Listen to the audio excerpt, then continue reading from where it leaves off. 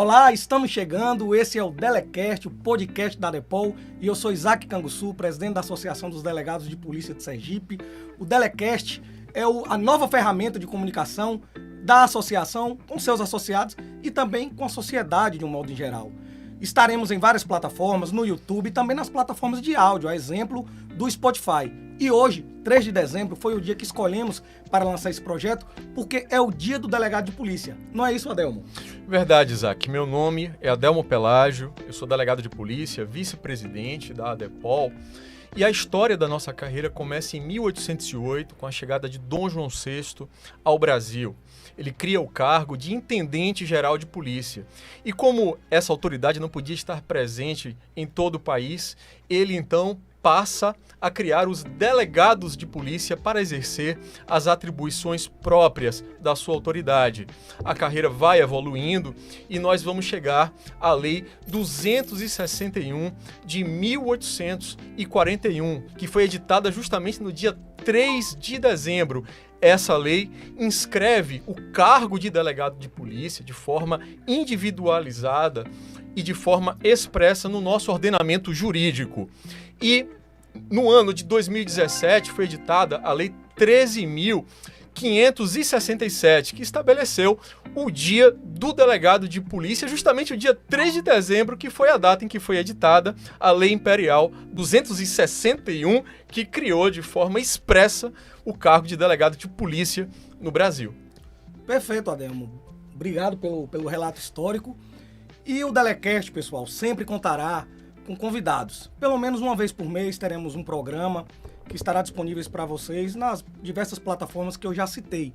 E hoje, o convidado para a estreia do Delecast, escolhido para esse lançamento do projeto, num dia que é tão especial para nós, que é o Dia do Delegado de Polícia, o dia que nós comemoramos o orgulho de pertencer a essa carreira, é uma pessoa graduada em administração de empresas, é deputado federal pela segunda vez, já foi vereador da capital, já foi secretário municipal de esportes, já foi secretário estadual do trabalho e é simplesmente o governador eleito, Fábio Mitidieri. Obrigado, Fábio.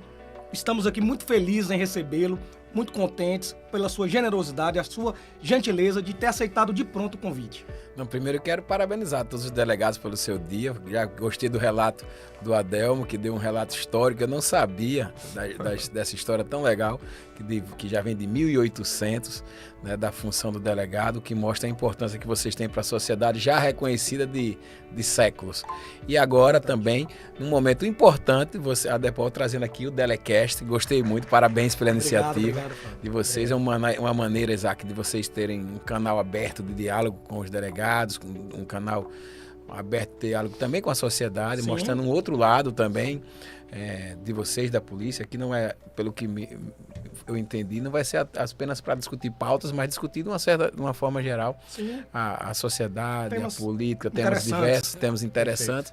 Acho que a iniciativa é válida, parabéns. Sai um pouco fora da caixa, né? Daquele do óbvio, né? Não, e eu quero me colocar à disposição sempre que necessário. Estou aqui como parceiro que sou de vocês, sempre procurei ser parceiro. É verdade. Dos delegados, das forças policiais como um todo, né? Tanto civil quanto militar, enfim. Mas eu quero dizer a vocês que estou feliz de estar aqui hoje. Agora, também, mais feliz, calmo, né? Depois das eleições, uma eleição dura, uma eleição árdua, mas quero agradecer a todas as forças policiais, o apoio que vocês nos deram, a importância que vocês tiveram para a nossa caminhada. Aquele ato no IATO foi marcante, aquele ato foi forte, aquele deu um recado muito claro para a sociedade de apoio, e esse apoio tem que ser reconhecido na nossa gestão. E eu estou aqui hoje para ratificar tudo aquilo que nós conversamos, todos os compromissos que nós firmamos com vocês, para que a gente possa, já a partir de 2023, começar a ir zerando aquela pauta que nós discutimos lá atrás. Vai ter tempo para isso, vai ter oportunidade para isso, mas é importante sempre fazer o reconhecimento, tanto dos compromissos firmados, como da gratidão que a gente tem que ter a quem nos deu a mão, que foi o caso especificamente também das forças policiais. Nós não poderíamos esperar nada diferente de você, Fábio. Nós conhecemos a sua pessoa, a sua índole. Obrigado, né, por ter feito aqui no Delecast, né, a confirmação desse compromisso. Mas eu queria sair um pouco desse assunto agora, né? A gente dá uma descontraída. Queria saber, Fábio, assim, Se você pode expor para o nosso espectador, o nosso ouvinte aí no Spotify e outras plataformas de áudio, quem é Fábio Mitidieri, a sua origem, né? Como é a sua família, casado, quantos filhos, seus pais. Conte um pouquinho de você. Bom sempre falar um pouquinho sobre isso aqui, Adelmo, porque a gente às vezes fala muito de política, mas fala pouco da vida, né? E é importante conhecer a pessoa um pouquinho que ela é. Eu sou filho de Luiz e Sônia, meu pai médico, fez ginecologista e obstetra, fez mais de 5.000 partos só em Aracaju. Olha.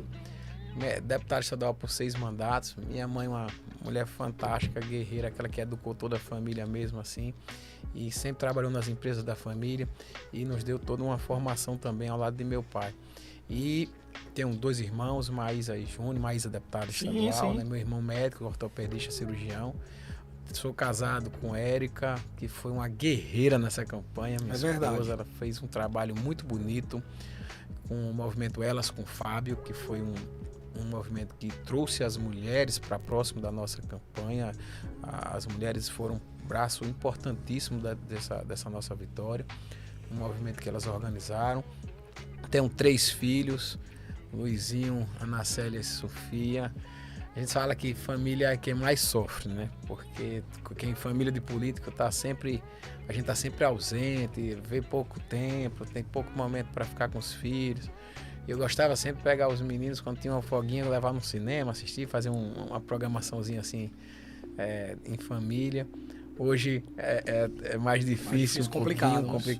O meu filho está morando em Brasília, uma outra filha minha estuda cinema nos Estados Unidos e a outra faz medicina aqui conosco.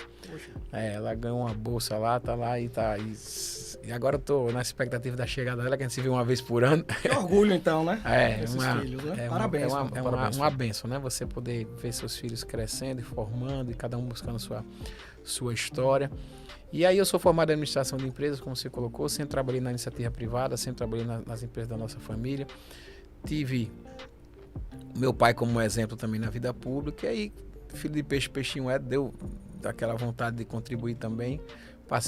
Comecei minha vida como vereador em 2008. Aliás, é grande escola, digo assim, a vereança é uma grande escola que a gente tem na vida. De 2008, perdi uma eleição em 2012, a minha reeleição.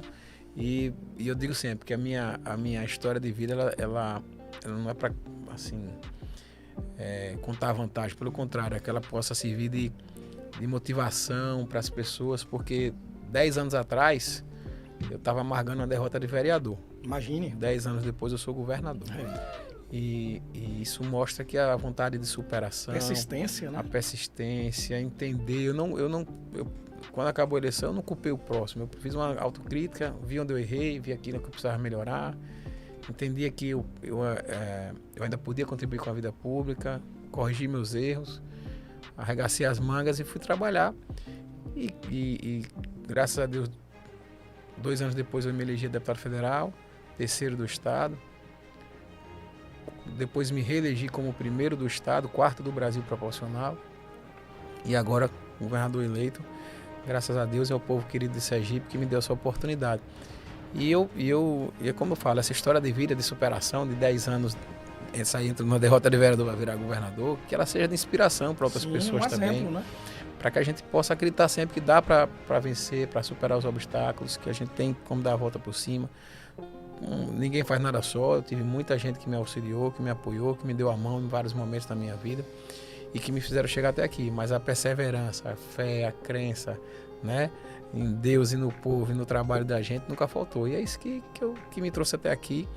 Tenho muito pé no chão, não sou de ter vaidade, minhas coisas são...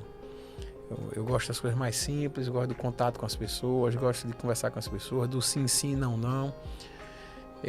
Adelmo, Isaac, eu nunca... Meu pai me ensinou o seguinte: nunca dê a palavra se você não puder cumprir. Mas se der a palavra, cumpra. Então, eu sempre digo o seguinte: ninguém me coloca a faca no pescoço para dar a palavra. Se eu puder fazer, eu vou fazer. Se não puder fazer, eu vou dizer que não vou fazer, mantenha a mesada. E se eu não souber responder, eu vou dizer: isso eu não sei lhe dizer. Eu tenho que me informar, tenho que analisar, tenho que estudar, tenho que pesquisar para ver se é algo possível ou não. E com essa forma a gente vai construindo a nossa história, vai formando o nosso caráter e as pessoas vão conhecendo a lhe conhecer melhor, vão conhecendo o seu perfil, como é que lida com você. Todo mundo tem suas virtudes, tem seus defeitos, mas o importante é que você tenha uma lealdade ao próximo, um caráter definido, sério, firme, que é o que eu procuro ter na minha vida, que é o que eu herdei de meus pais e que eu passo para os meus filhos. Fora isso, eu só tenho que agradecer a Deus pelas bênçãos alcançadas. Eu estou muito feliz com tudo isso, com todo momento que eu estou vivendo, ciente da responsabilidade. Eu sei o que vem pela frente de desafio. Quando acaba uma eleição, você já começa o trabalho, né? Hoje mesmo eu saí de reuniões e reuniões de equipe de transição e outras coisas mais, porque a gente tem que estar sempre buscando evoluir, construir, entender. A minha vontade e o meu anseio de já começar janeiro podendo apresentar ações que possam já de início começar a mostrar um pouquinho do que vai ser o nosso governo, e é por isso mesmo que eu tenho vou dizer assim, uma preocupação, né, de nesse período entre a eleição e efetivamente começar a gestão, você já poder, nessa fase de transição, poder já ir organizando um novo organograma do Estado que a gente está discutindo, apresentando propostas à Assembleia Legislativa para que vote agora, ainda nesse finalzinho de ano. Você Mais Mulher foi aprovado ontem, você se empenhou na aprovação desse projeto. Muito, já é uma ajuda muito grande, não pode deixar de ser. Não esperou não, até 1º de janeiro. Isso é importante, porque tem ações que a gente tem que executar ainda na gestão do governador Belivaldo. Vou dar um exemplo para você. Nós vamos, como foi prometido na campanha, criar novas pastas, desmembrar orçamento, desmembrar outras, porque a Secretaria da Mulher foi um compromisso que nós firmamos, não é? A Secretaria do Esportes, que é uma secretaria que deixou de existir, foi anexada à Educação, a gente vai desmembrar ela. Não é? Então, a Secretaria de Meio Ambiente, que é uma pauta mundial e que é preciso que a gente volte a criar. Então, quando você está criando novas áreas, novas pastas, você precisa rever o orçamento, desmembrar esse orçamento, desmembrar essas pastas. E isso demanda um certo tempo e muita dedicação. E eu não queria perder tempo tendo que fazer isso a partir de janeiro. Então, eu pedi ao governador Belivaldo, e agradeço ao governador Belivaldo, que disse, não, prepara tudo, encaminha para cá que eu já envio para a Assembleia, porque você já ganha tempo, senão eu ia ter que fazer uma convocação extraordinária em janeiro, convocar a Assembleia só para votar esses projetos, e bem ou mal já perdia 30 dias. Então a gente tá fazendo um esforço de planejamento para que a gente já comece as mudanças ainda nesse ano, ainda em dezembro, mesmo que ela só entre em, vamos dizer assim, prática a partir de janeiro, mas você já votando os projetos já facilita, porque você já consegue começar o governo com a sua cara, vamos dizer assim, né? Com a forma como você enxerga a gestão. Porque, embora eu seja aliado do governador Belivaldo Chagas, ele tem o jeito dele, eu tenho o meu. Sim. Ele tem a forma de trabalhar dele, eu tenho a minha. Claro. O tempo vai dizer se tem uma forma... Porque, assim, não existe uma verdade absoluta. Ele pode fazer uma boa gestão como ele fez na minha hora. Do jeito dele, e eu fazer uma boa gestão do meu jeito, cada um, né, com o seu perfil. E eu entendo que algumas faixas precisam ser revistas, precisam ser recriadas, alguns nomes precisam ser substituídos, porque é do jogo. Eu sou um jovem de 45 anos que carrega uma expectativa muito grande da sociedade de mudança. Sem dúvida. De trazer um governo novo, e novo não apenas na cara do governador, mas também nos nomes que apresenta a sociedade, na forma que vai dar ritmo à sua gestão. Eu vejo isso, a ansiedade, a expectativa na rua, quando eu caminho na rua e as pessoas vêm falar comigo com aquele misto de esperança, fé, inclusive, e cobrança aumentando. Parece que você foi muito, né, abraçado lá, muito cortejado. Foi de arrepiar. Eu, assim, sinceramente, a campanha foi muito difícil. Eu me internei na última semana, tive que ficar 4 dias internado. Foi um momento um pouco de desespero, porque você tá ali precisando ir pra rua, dar aquele algo gás, mais, né? Último gás, e eu ali hospitalizado, eu ficava sem saber o que fazer, sem saber como reagir. Mas as pessoas fizeram corrente de oração, né? Bacana. O time foi para campo, como a gente diz, as pessoas foram me substituir no bom sentido, dizer, fica aí se cuidando, que a gente vai pra rua por você, e eu só tenho que agradecer esse povo maravilhoso. Pra dizer a verdade, essa foi a vez que eu me internei e fiquei 4 dias, mas eu já tinha ido 3 vezes antes pro hospital durante a campanha, onde eu entrava muito mal, tomava ali uns remédios, vitaminas, não sei, um bocado de injeção ali que eles me davam, um soro na veia e tal, e eu ficava algumas horas internado, e saía para a campanha. Então já vinha debilitado. Sim. Eu perdi 9 quilos na eleição. Eu sou bariátrico, então já tenho uma dificuldade de absorver o alimento, enfim. Eu sei que tudo isso afetou muito minha saúde, mas eu não queria deixar isso passar. Então eu entrava escondido. Às vezes eu lembro de uma vez que eu cheguei no hospital de Nossa Senhora da Glória, 6 da manhã, praticamente sem andar. Muita dor, tudo travado. Aí, quando eu cheguei 6 horas da manhã, o pessoal da equipe que me carregou para lá, aí o pessoal não entendeu nada. Ali é Fábio, meu amigo tem um ortopedista, algum médico aí? Tem. Aí me atenderam, me deram... ele me deu uns remédios lá. Eu sei que eu fiquei 2 horas lá me medicando. E eu dizia, doutor, não tô conseguindo andar. Ele disse, mas calma que saiu uma bucita pela aquelas quantidade de horas que você ficava nas carreatas em pé. E aquilo afetou. E tem umas fotos muito engraçadas. Eu aqui cheio de dor, tomando aqueles remédios aqui na veia. E fazendo 5 com o paciente. Fazendo 5 com enfermeira, com médico. Coisa de política, sim, né? E nesse dia que eu cheguei lá, 6 da manhã, sem andar, o remédio é bom, doutor, olha, gostei. Eu fiz 11 cidades nesse dia, encerrei com uma pisadinha em Propiá, há 8 dias da eleição, lembro como hoje. Ele me disse assim, eu vou dar um remédio aqui que vai durar 8 dias, eu digo, a conta. Faltava 8 dias para a campanha no primeiro turno. E aconteceu isso. De outra vez eu estava numa carreata em São Cristóvão, estava muito debilitado, e aí o médico abriu, era no domingo à noite, o médico abriu a clínica, fui com a enfermeira para lá, quando acabou a carreata eu fui direto para o hospital, para a clínica dele, aí fiquei tomando ali um coquetel de vitamina, uns remédios ali escondidinho, né, para não chamar a atenção. Então, sim, aconteceram vários episódios como esse, que debilitou um pouco minha saúde. São bastidores aqui que você está revelando no Delecast, né? E quando chegou na última semana ali, que era tudo ou nada, que eu arriei e bateu um desesperozinho. Foi uma prova de resiliência, né? Foi realmente mas eu esperava... extremamente desafiadora essa campanha. No domingo, 8 dias antes da eleição, né? Eu estava no Santa Maria com o Edivaldo, o pessoal fazendo caminhada, uma caminhada 3h30 já no sol quente. Aí tem uma hora que eu ia desmaiando, o Edivaldo me segurou. Aí ele disse, você vai apagar aqui. Aí me segurou pelo braço, disse, nós vamos caminhar até ali a esquina, você vai dando tchau aqui, o pessoal lá na frente, dá uma palavrinha, senta no carro e vai embora. E aí eu fiz isso, aí entrei no carro, de lá eu tinha que ir pro batalhão da restauração, lá com o capitão Samuel, que o evento era 2 horas, a gente jogou para 4. Eu fui para casa, eu tomei um banho, deitei, fiquei 2 horas no ar-condicionado ali, pegando um fôlego. Aí fui pro batalhão, do batalhão ainda fui para Simão Dias, comi Simão Dias nesse domingo. Que gincana, né? Não para. E isso faltava uma semana para a eleição, né? A domingo anterior à eleição do segundo turno já. E eu lembro que eu liguei para Salles, digo, Salles, na sexta-feira, pós-debate, eu vou me internar, porque eu não tô bem, eu só vou fazer até o debate, depois me internar. Ele disse, mas tem um fogaréu e tem uma caminhada em Socorro. Eu disse, sou um ou outro, eu não vou aguentar 2, eu vou me internar sexta de manhã, vou ver se eu consigo sair de tarde para fazer um dos 2, que eu não tenho mais força para ir. Só que isso era na segunda de manhã. Quando eu fui na quarta, ali, 4 dias na eleição, 5 dias na eleição,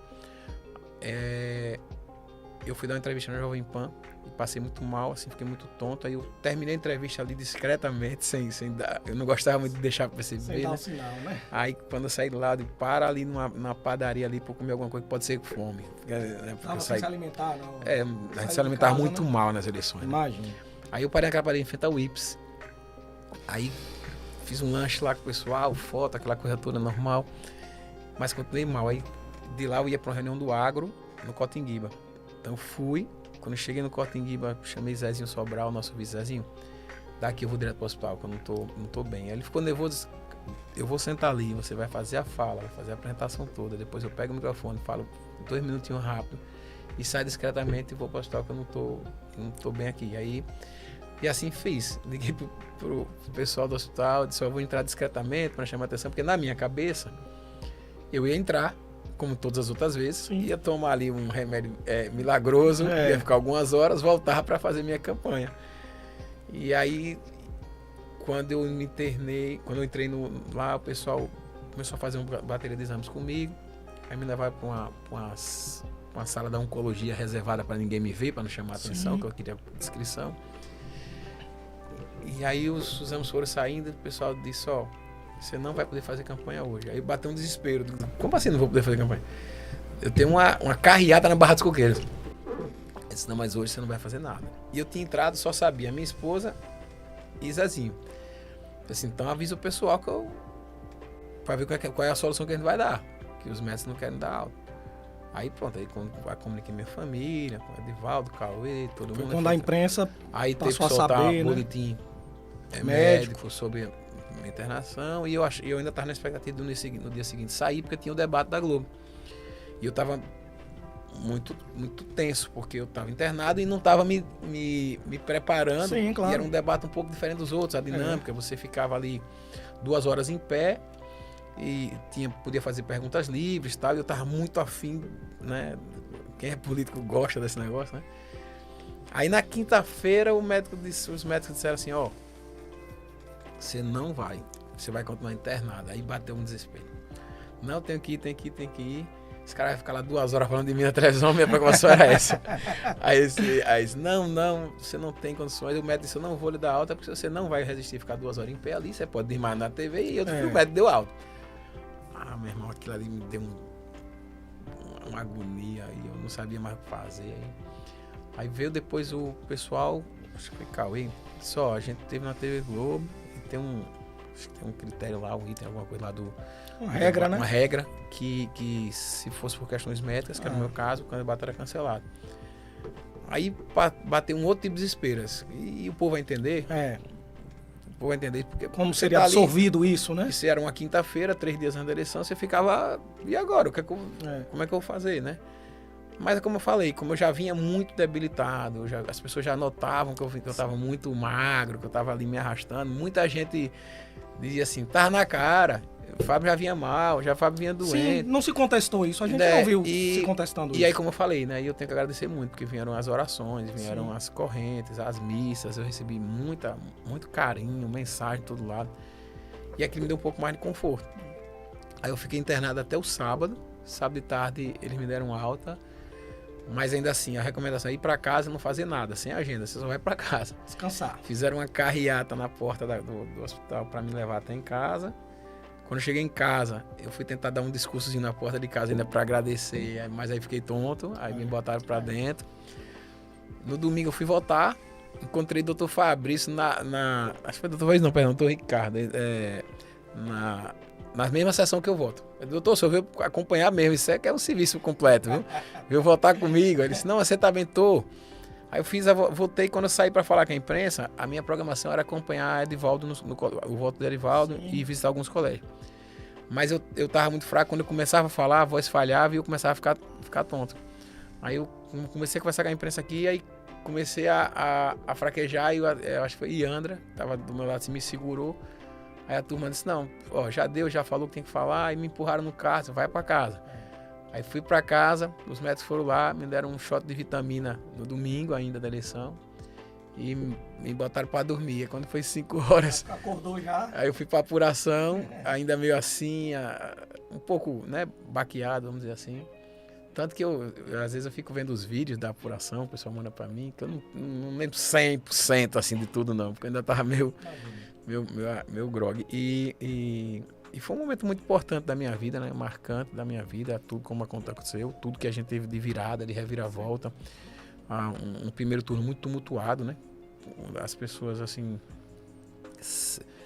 ainda com aquela situação do Valmir, que era candidato, não era candidato, aquilo tudo mexeu com a cabeça do eleitor. No segundo turno as coisas clarearam mais, houve uma rejeição, claro, evidente, da junção deles dois. O povo não acatou aquilo, não aceitou bem aquilo. Também ficou mais claro que eu não tinha nada a ver com aqueles processos dele, aquele ali se tornou mais evidente.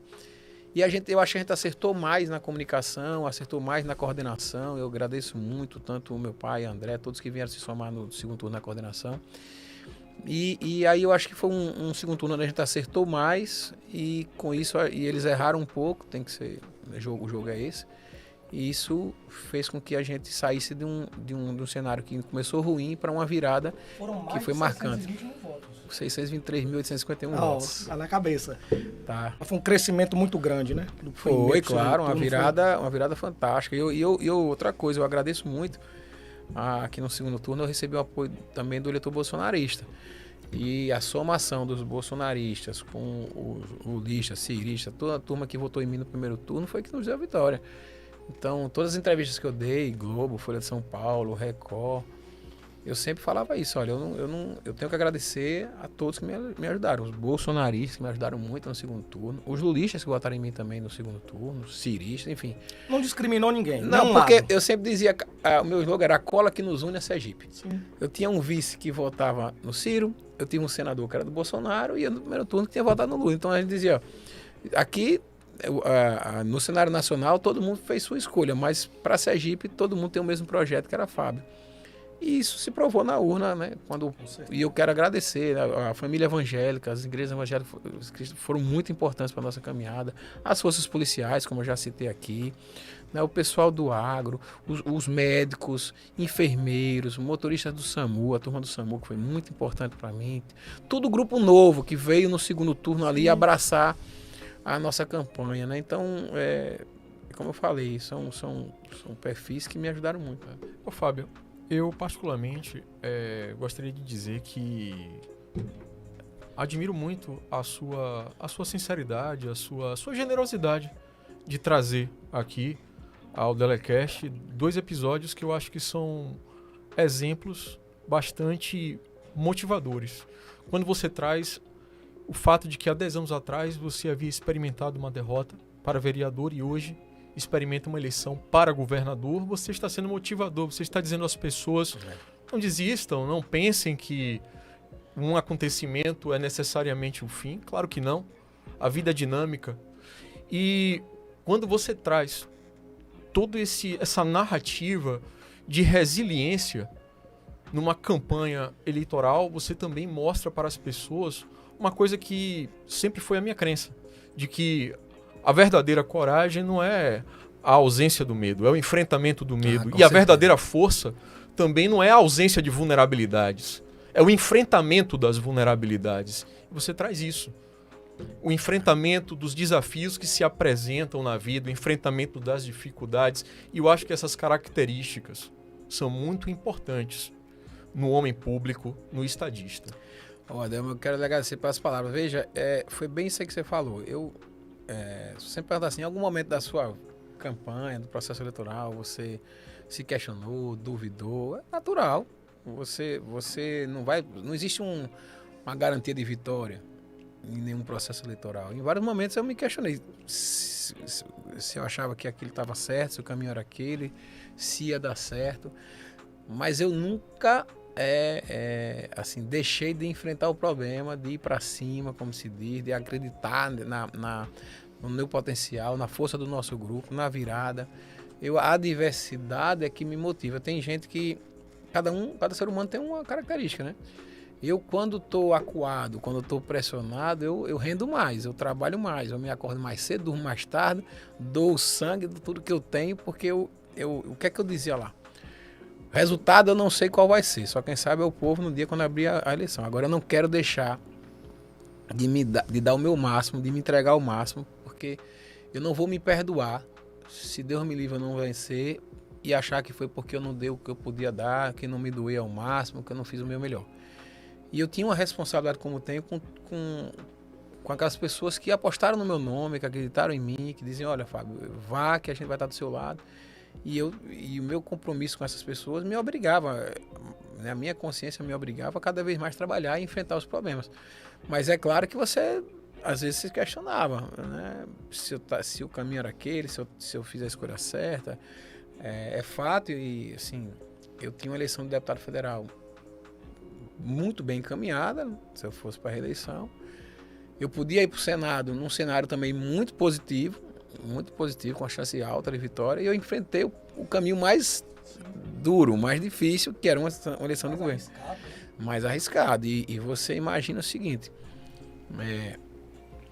o nosso resultado, quando abre as urnas e você vai tirar a emoção e ver os números, ele foi muito positivo. Talvez um dos maiores resultados desse agrupamento em termos de eleição. Sim. Porque nós fizemos 16 deputados estaduais dos 24, nós fizemos 6 deputados federais dos 8, podendo chegar até a 7, dependendo desse processo que está correndo lá em Brasília do TSE, da validação ou não dos votos da aliança. Sim. Mas são 6 federais dos 8. fizemos o senador e fizemos o governador. Então, quer dizer, é um resultado inquestionável.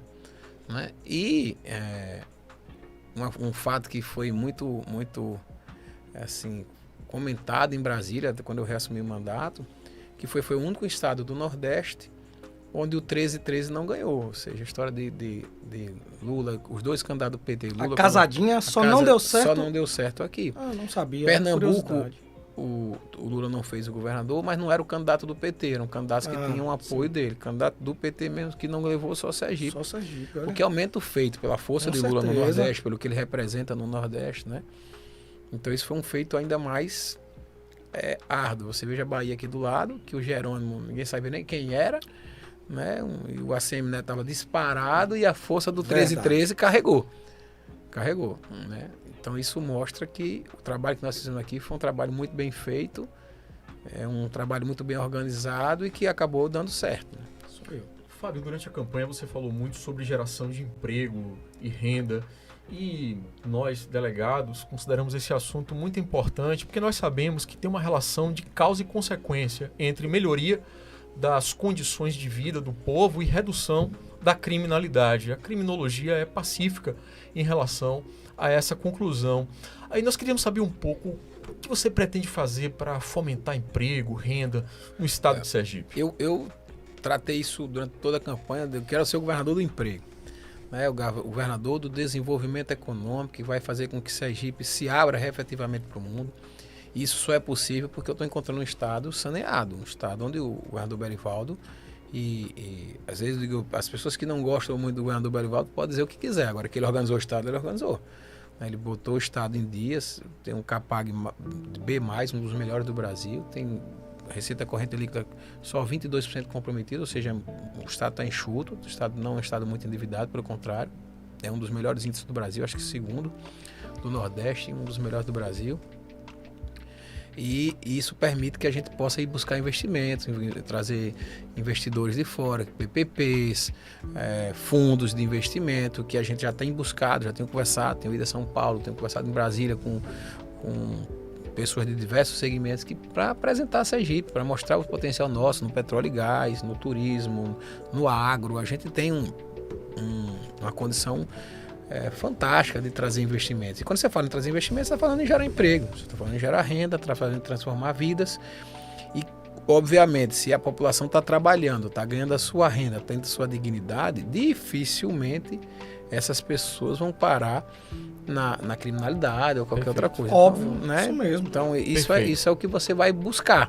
O que vem junto com o desenvolvimento econômico, que é a melhoria de vida, a qualidade de vida das pessoas, e que isso vai fazer com que a gente consiga mudar a feição do Estado. E o desenvolvimento econômico só vem, o Estado ele não pode ser concorrente da iniciativa privada, ele tem que ser indutor do desenvolvimento e facilitador para que os investidores venham para Sergipe.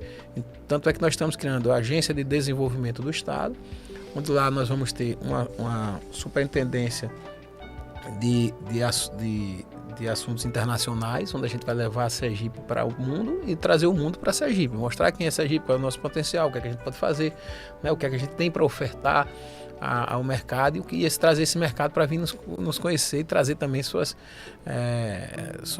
oportunidades. E aí, com isso, a gente vai conseguir também trazer desenvolvimento. Em algumas áreas vamos ter que fazer PPP, na saúde é importante que a gente tenha isso também muito claro, para trazer, a gente tem projetos como a adutora do leite lá no Sertão, que é para dobrar a bacia leiteira do Sertão e com isso dobrar a capacidade de produção da bacia leiteira do Sertão. Isso vai trazer mais emprego, vai trazer mais renda para o nosso povo.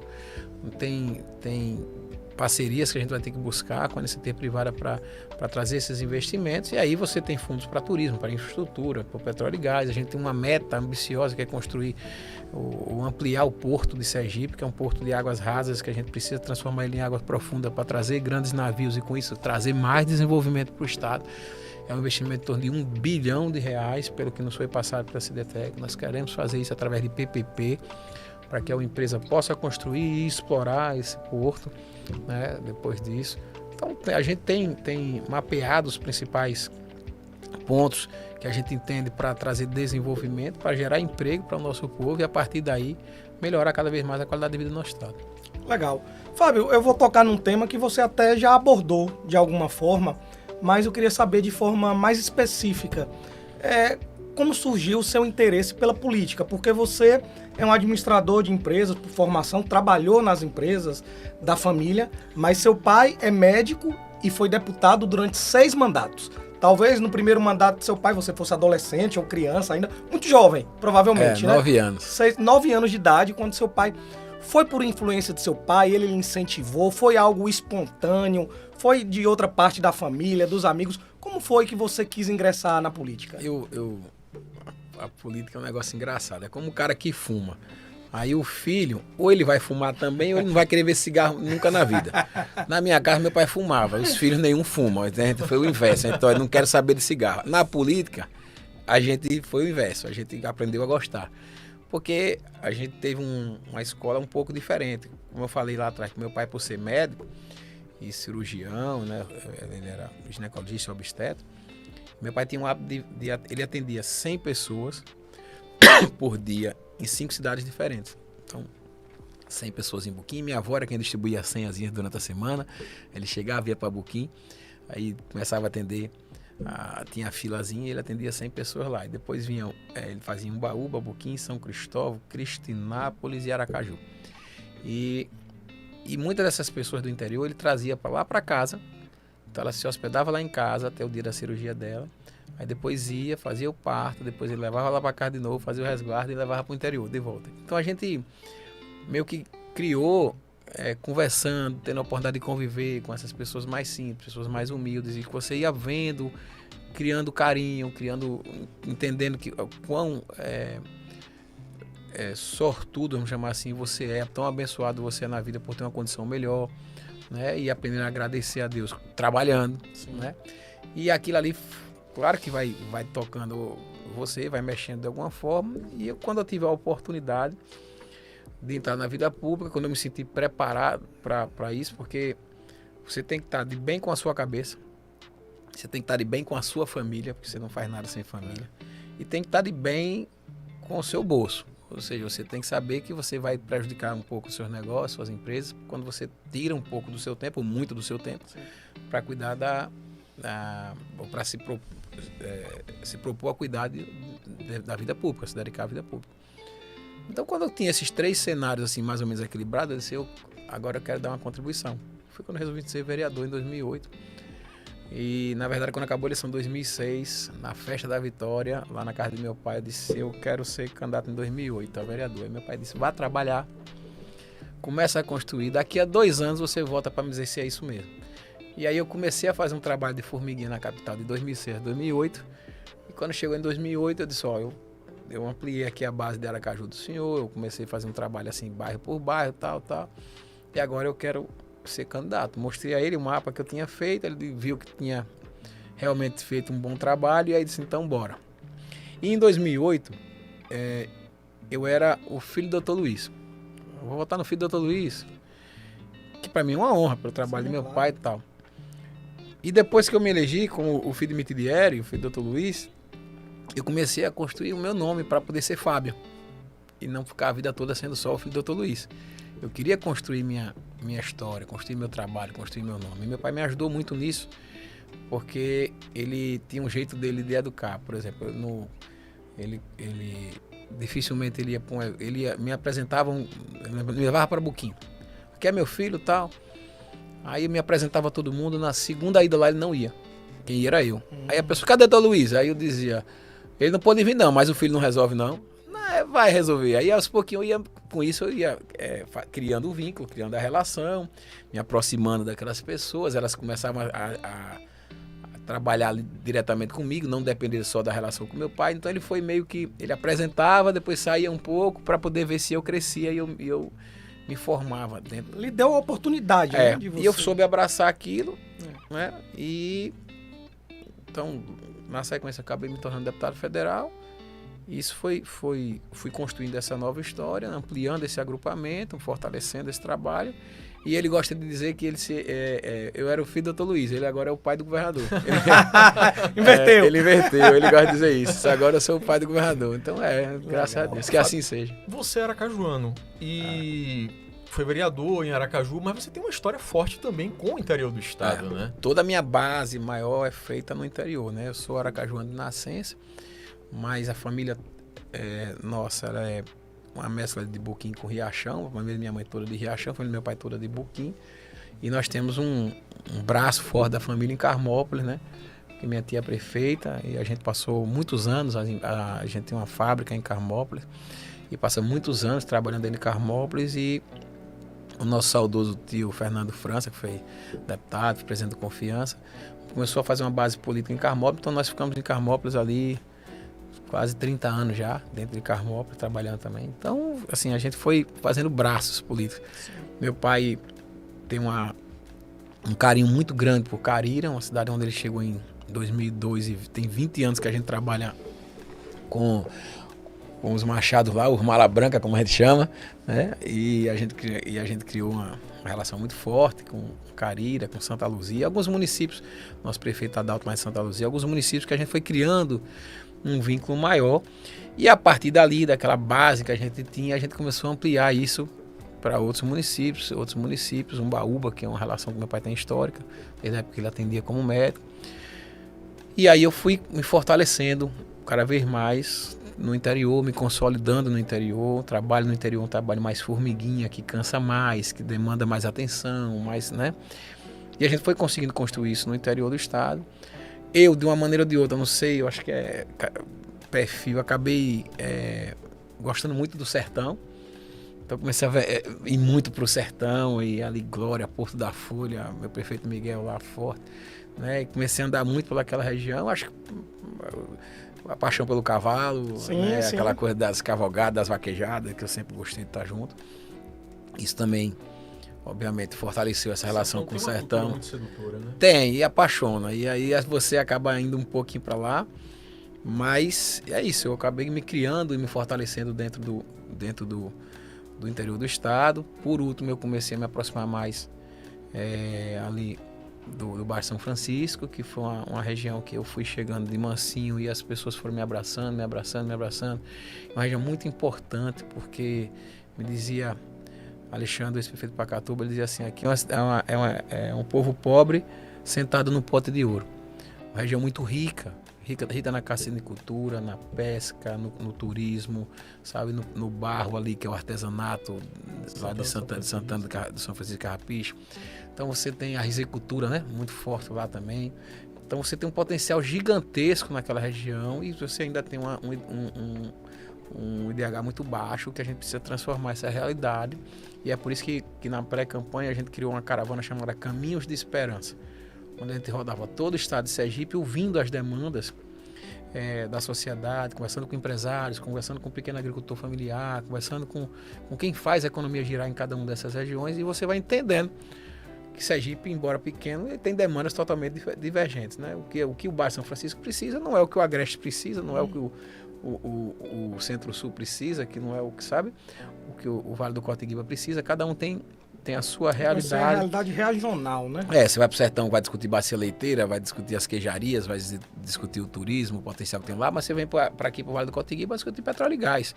Aí você vai, né? Aí você vem para a região sul, centro-sul, vai discutir a citricultura, vai discutir lá em Tubias e Itabaianinha, o polo têxtil, vai também olhar a questão das olarias, enfim, né?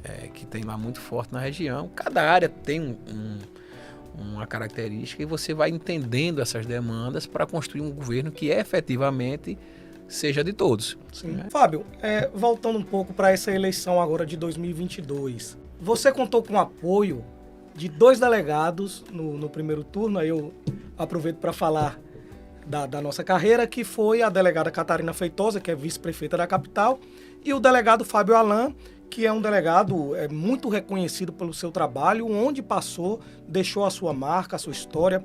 É um profissional realmente também bastante reconhecido. E Catarina, a história, o nome dela fala por si, né? Já dirigiu a polícia algumas vezes, né? Como delegada geral, já foi coordenadora, exerceu os principais cargos de administração na polícia e entrou na vida pública, já sendo vice-prefeita. Agora também deputada disputando federal. A primeira eleição como deputada federal, foi eleita pelo seu agrupamento, então você contou com o apoio dos 2. Mas no segundo turno, se somaram aos dois mais 2 delegados, que foi o delegado Alessandro Vieira, senador da República, e a delegada Daniele Garcia. Então, no segundo turno, você tinha 4 figuras políticas hoje que pertencem à nossa carreira, são delegados de polícia, e eu fiz uma conta rápida, somando os votos que eles obtiveram, são mais de 300 mil votos, né? Praticamente 330 mil votos. Então, um capital político relevante, substancial. Qual foi a importância do apoio desses delegados à sua candidatura? Eu vou até mais longe, né? Embora não tenha sido candidato, o delegado Cristiano Barreto foi muito importante também na nossa caminhada. Ótima lembrança. O próprio delegado João Eloy, que também é um cara que eu gosto muito, foi importante na nossa caminhada. E no segundo turno, todos vocês, né? Assim, todos que eu digo, a grande maioria, que nos abraçou também.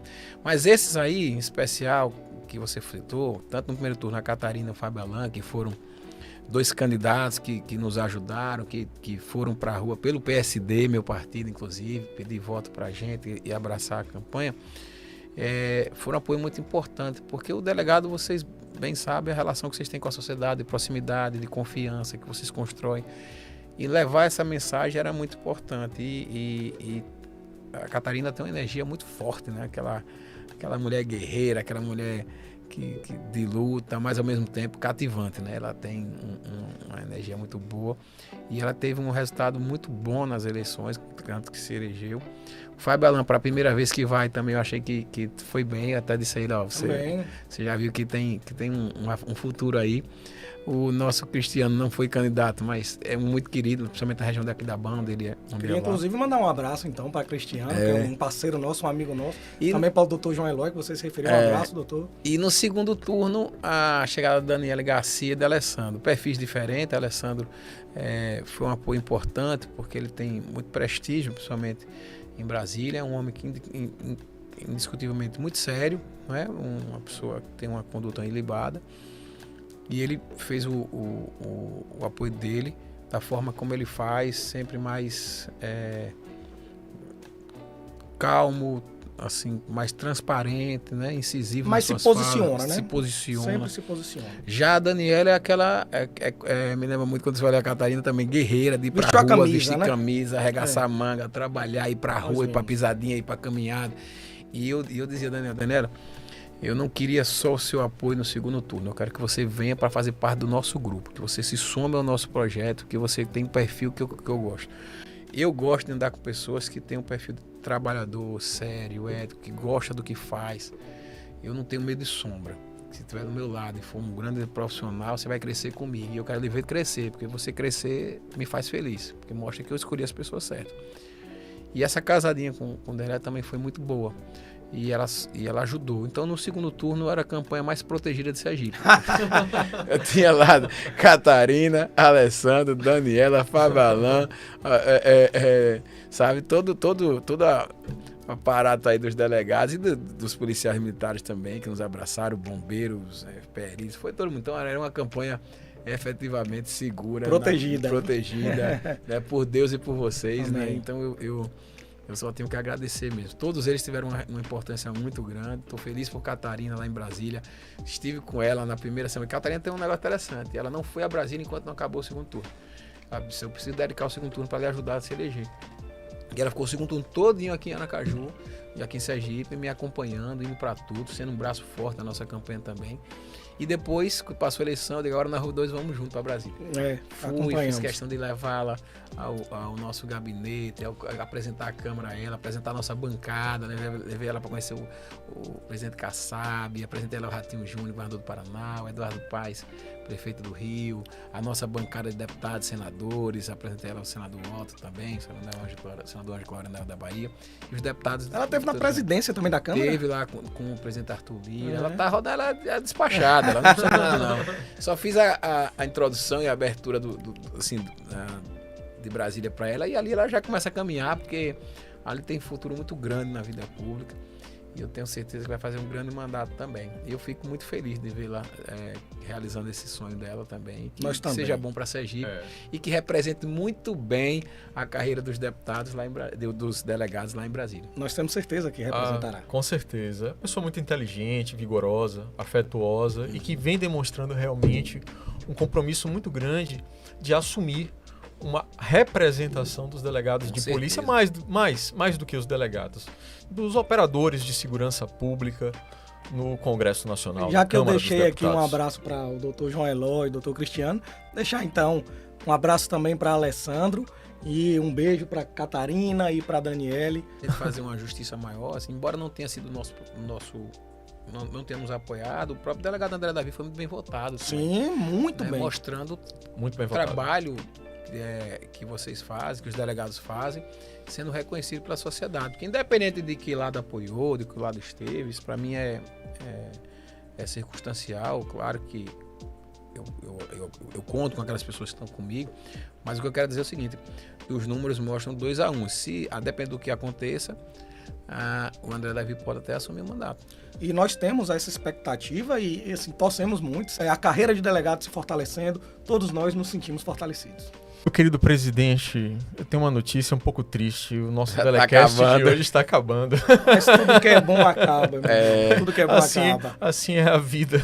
Só mandar um abraço para o nosso querido colega Bruno Santana, que é um entusiasta desse projeto. Bruno, tá acontecendo, meu irmão. Um abraço, Bruno. Um abraço. Parabéns, Isaac, Adelma, todos os delegados pelo Telecast aqui. Um dia, poxa, muito obrigado, pra gente poder conversar, bater um papo, sair um pouquinho daquela rotina um pouquinho cansativo e estressante que é, queira ou não queira, esse momento que a gente está vivendo, mas ao mesmo tempo que nos enche de orgulho. E dizer a vocês que parabéns pela iniciativa, parabéns pelo trabalho de vocês. Legal. Contem comigo enquanto governador para que a gente tenha parcerias cada vez mais fortes e efetivas. A gente sabe que a relação entre o servidor e o poder e o governo nem sempre ela é só de flores, às vezes ela tensiona, às vezes ela, porque é natural, o sindicato tem que apertar mesmo, tem que pedir e brigar por isso é da história do sindicato. Eu gosto de dizer o seguinte, o sindicato ele não vive da guerra, ele vive da batalha, porque se acabasse a guerra, acabava o sindicato. Verdade. Então tem que batalhar sempre, tem sempre o que conquistar, tem sempre o que melhorar, e eu tenho essa compreensão. Então eu queria dizer a você que independente das lutas, você vai ter um governador que vai ter a porta aberta para o diálogo transparente, sincero, mostrando aquilo que é possível e o que não é, dentro de uma relação muito, muito próxima e verdadeira com vocês. É meu estilo, né, de ser, de conversar, e acho que a gente vai ter a oportunidade de conversar muito ainda durante o nosso mandato para fortalecer o trabalho de vocês. E parabéns. Que bom, Fábio, que bom. Mas eu vou lhe interromper, Adelmo, porque antes que você encerre o programa, eu acho que dá mais tempo para uma pergunta. Peço a paciência de Fábio. Já desculpa a minha diretora, o meu editor. Fábio, no segundo turno teve aquele movimento no IAT, aquele ato que você mesmo já trouxe aqui, né? Então, assim, é fato público, notório, que no segundo turno, especialmente no segundo turno, os servidores da segurança pública abraçaram a sua candidatura. Verdade. Apostaram em você. Então, assim, houve um movimento muito forte de adesão, de apoio dos servidores da segurança pública. Eles acreditaram, de fato, nas suas propostas, nos seus compromissos e estavam ali declarando apoio a você. Assim, o que os servidores da segurança pública podem esperar do seu governo, de uma forma em geral? Primeiro, eu quero, mais uma vez, agradecer. Era uma escolha que não era talvez a mais óbvia, porque todo mundo sabe a relação com o governo foi uma relação de atrito, muito mais atrito do que aproximação, vamos dizer assim. Mas vocês apostaram em mim, acreditaram em mim, e eu sou muito grato, não só pelo ato que foi marcante no IAT, mas pelo engajamento pós-ato. As pessoas na rua, as polícias na rua, dizendo, estou com você, conte comigo, vamos lá, vamos dar um crédito a você, vamos dar uma oportunidade. E aí o que eu quero dizer a vocês é o seguinte, a partir de agora, ainda não assumi, obviamente, só em janeiro, mas a partir de agora a gente já tem, e eu fiz questão de estar aqui hoje justamente para isso, para ratificar isso, o nosso compromisso do diálogo permanente, de uma construção do cumprimento das pautas que nós nos comprometemos com vocês, da periculosidade, que a gente fez um compromisso de fazer escalonada, sempre na base da sinceridade. Eu dizia, olha, não vou fazer no primeiro ano porque eu estou mentindo. Nós vamos fazer, a partir do primeiro ano, já começar a cumprir as pautas de vocês. Mas dizer que eu ia chegar aqui numa canetada e dar precocidade, eu ia estar enganando. Você sempre foi muito honesto com a gente. E eu nunca quis enganar ninguém. Eu digo, se a gente for trabalhar, vai ser na base da sinceridade. E assim construímos, e aqui eu vim aqui dizer a vocês que esse compromisso está de pé. Tive uma reunião da transição com a Secretaria da Fazenda, e aí quando eles foram apresentar os números, eu disse, olha, expectativa de frustração de receita em algumas áreas, eu digo, vai piorar um pouquinho, porque eu tenho que cumprir a precocidade lá que eu assinei, e a gente vai buscar outros mecanismos para compensar. Então é isso, a gente tem que ter essa noção do que a gente se comprometeu, claro, dentro da nossa realidade, para não comprometer o Estado. O Sergipe tem 2.200.000 sergipanos que dependem do mesmo bolo orçamentário que o servidor público depende, então a gente sabe dessa responsabilidade. Mas eu sempre digo que o orçamento é a escolha, e a gente tem uma escolha pelos compromissos que nós firmamos. Vamos buscar honrar isso, vamos buscar fazer com que a gente possa, ao final do nosso mandato, olhar para trás e dizer aquilo que a gente se comprometeu, a gente honrou. E é isso que para mim tem validade. E hoje, dia do delegado de polícia, Fábio. 3 de dezembro. 3 de dezembro. Você poderia deixar uma mensagem para o delegado de polícia sergipano? Eu parabenizar o delegado de polícia, parabenizá-lo pela sua força, pela sua coragem, pelo seu desempenho, pelo seu amor à função e à carreira. A gente sabe quanto todo dia você coloca a sua vida em risco. Toda a força policial passa por isso, de sair de casa e com aquela incerteza de como vai ser o seu dia, porque tem uma periculosidade forte ali na sua função. E você tem uma família que fica em casa angustiada, esperando você voltar, e a gente imagina o quanto isso é difícil. Eu digo imagina porque como eu não sou delegado nem sou polícia, não posso dizer que eu sei o que é. Mas eu queria parabenizá-lo por esse dia, por você acreditar no nosso povo, por acreditar na sua função de delegado, na importância do que o trabalho de vocês para a sociedade, e podem ter certeza que vocês vão ter em mim, no governador Fábio Mitidieri, um amigo, um parceiro. Não posso dizer que vou ser o cara que vai realizar todos os seus sonhos, mas que vou trabalhar muito para poder fazer com que a realidade, eu digo sempre que é o ideal e o possível, possa cada vez mais caminhar junto, caminhar próximo, para que a gente diminua essa distância entre o ideal e o possível, para melhorar a vida do servidor, do delegado de polícia. Parabéns pelo seu dia, 3 de dezembro está marcado. Poxa. A Delmo já deu todo o histórico aqui, né, de 1800 para cá. Então, o podcast demorou um pouquinho mais, porque a Delmo começou em 1800. Sim, até chegar em 2022 demorou um pouquinho. Pô, Fábio, muito obrigado. Primeiro pela mensagem agora, mas também pela presença, pela participação. Você é muito generoso. A sua humildade nós temos que reconhecer aqui. Muita gentileza. E só uma pequena lembrança dos delegados de polícia. Obrigado. É uma caneta e assim, esperamos que talvez com ela você possa assinar a mensagem que enviará o projeto Alese de valorização. O recado tá dado. Não, seria uma honra para nós se pudesse ser com essa caneta, né? Quero agradecer, viu? Tá melhor do que Bolsonaro, que foi uma bica, né? aqui já é um negocinho um pouco melhor. Gostei da cor da fita, tá tudo certo. Obrigado, Fábio. Obrigado pelo presente, obrigado pelo carinho, pela atenção, pela oportunidade de estar falando com vocês, de ser o primeiro entrevistado do programa. Verdade. Isso me honra muito, viu? A confiança. Nossa, gratidão é nossa. Sucesso pro Delecast e eu vou guardar a caneta pro dia lá. Gratidão, Fábio. É isso aí, pessoal. É o nosso primeiro Delecast, o podcast da Depol, chegando ao final. A você que acompanhou pelo YouTube ou pelo Spotify, outras plataformas de áudio, muito obrigado. Aproveita aí, inscreve no canal, clica no sininho para receber todas as nossas notificações. E teremos mais outro episódio no próximo mês com um convidado também especial. Obrigado a todos vocês, obrigado a Fábio, obrigado a Delmo, obrigado a técnica. Um abraço e até lá. Até lá.